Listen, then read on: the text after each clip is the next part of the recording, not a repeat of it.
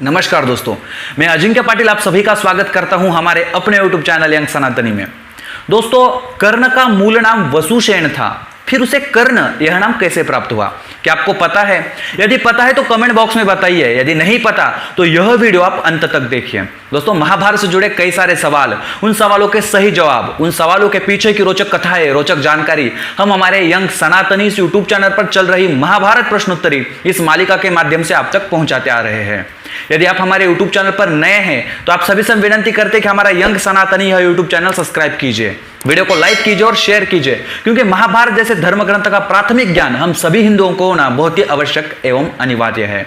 तो दोस्तों, बिना किसी देर के हुए हम हमारी आज की वीडियो शुरू करते हैं। मात्र उससे पूर्व कल हमने आपको 3 सवाल पूछे थे, उन 3 सवालों के सही जवाब क्या है वह देखते हैं। तो दोस्तों, कल का हमारा पहला सवाल था, अर्जुन को किरीटी क्यों कहते हैं? तो दोस्तों, सवाल का सही जवाब है, स्वयं देवराज इंद्र ने अर्जुन के मस्तिष्क पर जो है किरीट यानी कि मुकुट वहां पे रखा था और इसी वजह से अर्जुन को किरीटी इस नाम से संबोधित किया जाने लगा। दोस्तों, कल का हमारा दूसरा सवाल था, बलराम दाऊ को हलधर क्यों कहते हैं? तो दोस्तों, सवाल का सही जवाब है, उनका जो शस्त्र है वह हल था और वो हल अपने पास सदैव रखते थे, इस कारण ही उनको हलधर इस नाम से संबोधित किया जाता था। तो कल का हमारा तीसरा एवं आखिरी सवाल था, सात्यकी का वास्तविक नाम युधान था, फिर उसे सात्यकी इस नाम से क्यों संबोधित किया जाता था? तो दोस्तों, सवाल का सही जवाब है, वह सात्यक के पुत्र थे, इसी वजह से उन्हें सात्यकी इस नाम से संबोधित किया जाता था। तो दोस्तों, यह सात्यक कौन थे?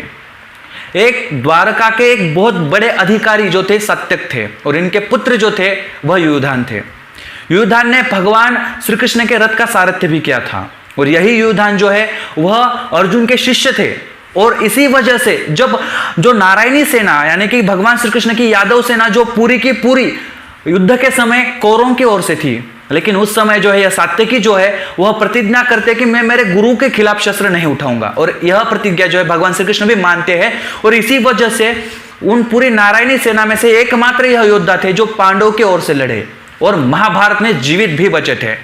लेकिन जब यादवों में आपसी संघर्ष हुआ उस समय इनका मृत्यु हुआ था। और खास बात यह है कि महाभारत युद्ध के पहले भगवान श्री कृष्ण जब वहां पे मध्यस्थी करने के लिए आए थे, शांति प्रस्ताव लेकर आए थे, उस समय भगवान श्री कृष्ण जी के साथ भी यही सात्यकी थे। मतलब भगवान श्री कृष्ण बस इसी सात्यकी को साथ में लेकर आए थे।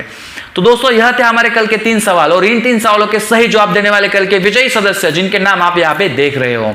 दोस्तों, यदि आपको भी लगता है कि इन विजयी सदस्यों की जगह पर आपके नाम हो, तो दोस्तों आप सभी से विनती करते हैं कि हर रोज 7 बजे हम वीडियो अपलोड करते हैं, 7 से 8 बजे तक यानी कि 1 घंटे के अंदर यदि हमने पूछे 3 सवालों के सही जवाब आपने दिए तो आपका नाम भी अगले वाली वीडियो में विजयी सदस्य की जगह पर हो सकता है। तो दोस्तों, बिना किसी देर के हुए हम हमारे आज के 3 सवाल क्या है वह देखते हैं। मात्र उससे पूर्व आप सभी से विनती है कि यदि आपने हमारे पिछली वाली वीडियो नहीं देखी तो उसे अवश्य देखिए, क्योंकि महाभारत से जुड़े कई सारे सवाल, उन सवालों के सही जवाब, उन सवालों के पीछे की रोचक कथाएं, रोचक जानकारी हमने उसमें बताई है, जिसका ज्ञान आपको भी प्राप्त होगा।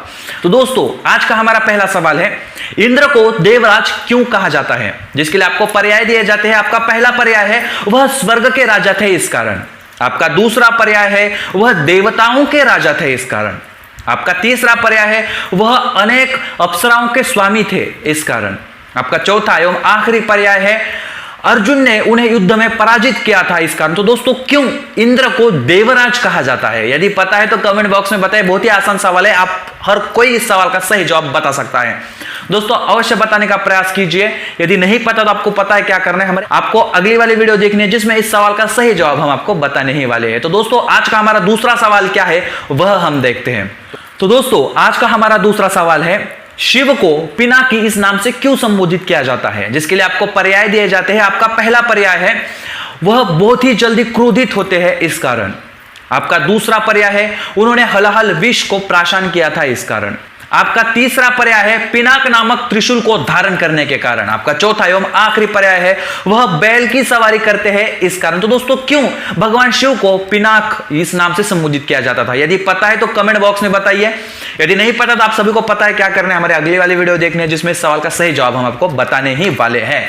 तो दोस्तों, आज का तीसरा एवं अंतिम सवाल क्या है वह हम देखते हैं। तो आज का हमारा तीसरा एवं आखिरी सवाल है, मंगराज कर्ण का मूल नाम वसुसेन था, फिर उसको कर्ण इस नाम से क्यों संबोधित किया जाता है? जिसके लिए आपको पर्याय दिए जाते हैं। आपका पहला पर्याय है उन्होंने देवराज इंद्र को अपने अंग काटकर कवच और कुंडल दान किए थे, इस कारण।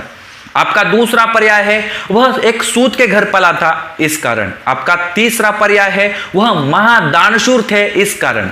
आपका चौथा एवं आखिरी पर्याय है वह सूर्यपुत्र थे, इस कारण। तो दोस्तों क्यों वसुसेन नाम होने के बावजूद भी अंगराज कर्ण को कर्ण यह नाम प्राप्त हुआ था? यदि पता है तो कमेंट बॉक्स में बताइए, यदि नहीं पता तो हमारी अगली वाली वीडियो देखिए जिसमें हम इस सवाल का सही जवाब आपको बताने वाले हैं। तो दोस्तों यह थे हमारे आज के 3 सवाल। इन 3 सवालों के सही जवाब देने का प्रयास अवश्य कीजिए, चाहे तो गूगल पर सर्च कीजिए, महाभारत धर्म ग्रंथ में ढूंढिए या अपने किसी जानकार से पूछिए, लेकिन इस सवाल का सही जवाब देने का प्रयास कीजिए। क्योंकि यदि आपने ऐसा किया तो आपको महाभारत से जुड़े कई सारे रोचक तथ्य और महाभारत से जुड़े कई सारी जानकारियां आपको प्राप्त होगी। तो दोस्तों आज के लिए इतना ही। वंदे मातरम, जय श्री कृष्ण।